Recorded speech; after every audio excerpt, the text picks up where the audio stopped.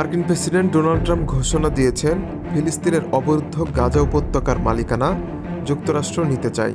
মঙ্গলবার ৪ ফেব্রুয়ারি ইসরায়েলের প্রধানমন্ত্রী বেঞ্জামিন নেতানিয়াহুর সঙ্গে হোয়াইট হাউসে যৌথ সংবাদ সম্মেলনে তার এই ঘোষণার পর বিশ্বজুড়ে নিন্দার ঝড় শুরু হয়েছে। টানা ১৫ মাসের যুদ্ধে বিধ্বস্ত গাজা উপত্যকায় ইসরায়েলের ফিলিস্তিনি জাতিগত নিধনে ডোনাল্ড ট্রাম্প সমর্থন করছেন বলে আশঙ্কা দেখা দিয়েছে। সংবাদ সম্মেলনে ট্রাম্প বলেছেন তিনি গাজা উপত্যকার দীর্ঘমেয়াদী মার্কিন মালিকানার প্রত্যাশা করেছেন। এর মাধ্যমে গাজাকে পুনর্গঠিত করে সেখানে চাকরি ও অর্থনৈতিক সমৃদ্ধি আনবেন বলে দাবি করছেন তিনি। ট্রাম্পের এমন মন্তব্যে যুক্তরাষ্ট্রে এবং বিশ্বের বিভিন্ন দেশে তীব্র প্রতিক্রিয়া সৃষ্টি হয়েছে। এই প্রতিক্রিয়ায় ফিলিস্তিনি স্বাধীনতাকামী গোষ্ঠী হামাসের জ্যেষ্ঠ কর্মকর্তা সামি আবু জুহরি বলেছেন, গাজায় ফিলিস্তিনিদের জাতিগত নিধনে ট্রাম্পের আহ্বান তাদের নিজ জমি থেকে উৎখাতের শামিল। তিনি বলেন, গাজা নিয়ন্ত্রণের আকাঙ্ক্ষা সম্পর্কে ট্রাম্পের মন্তব্য হাস্যকর এবং অযৌক্তিক। এই ধরনের যে কোনো ধারণা অঞ্চলটিতে আগুনের স্ফুলিঙ্গ জ্বালিয়ে দেবে।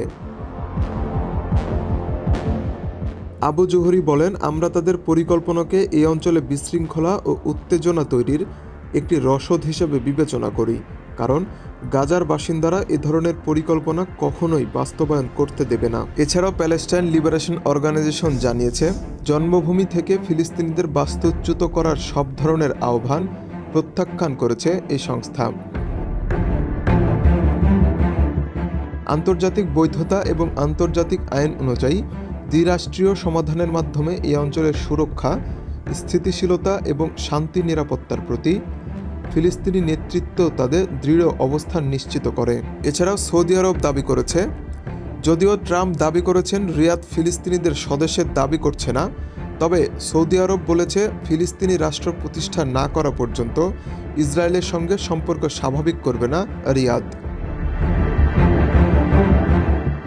সৌদির পররাষ্ট্র মন্ত্রণালয় বলেছে, ফিলিস্তিনিদের নিজ ভূমি থেকে বাস্তুচ্যুত করার যে কোনো প্রচেষ্টা প্রত্যাখ্যান করছে সৌদি আরব।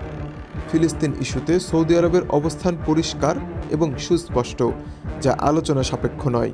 সৌদি আরব ফিলিস্তিনি জনগণের বৈধ অধিকারের বিষয়ে যে কোনো ধরনের লঙ্ঘনের ঘটনায় অতীতের মতো দ্ব্যর্থহীনভাবে প্রত্যাখ্যানের পুনরাবৃত্তি করছে।